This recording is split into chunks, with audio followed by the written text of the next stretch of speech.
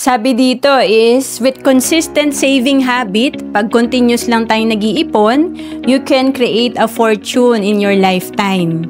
And mag-sample tayo dito na kahit pala 5,000 per month ang iyong naiipon, nagawa mo to in 10 years, meron kang 600,000 kung nilalagay mo lang to sa savings account or unan.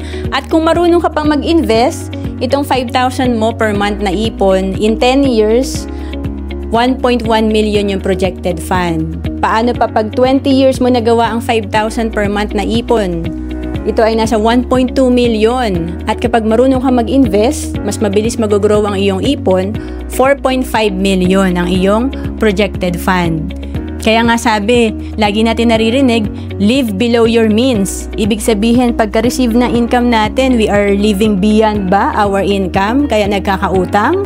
Or within our income, sakto lang, walang ipon, wala ring utang, at mas maganda below our income. Ibig sabihin, mas maliit ang ating gastos kesa sa income, kaya yung maliit na naiipon natin, pag natabi natin at na-invest ng tuloy-tuloy, ito ay mag-grow din. To know more about savings and investment, message mo lang ako sa FB, Roann Celis Capistrano.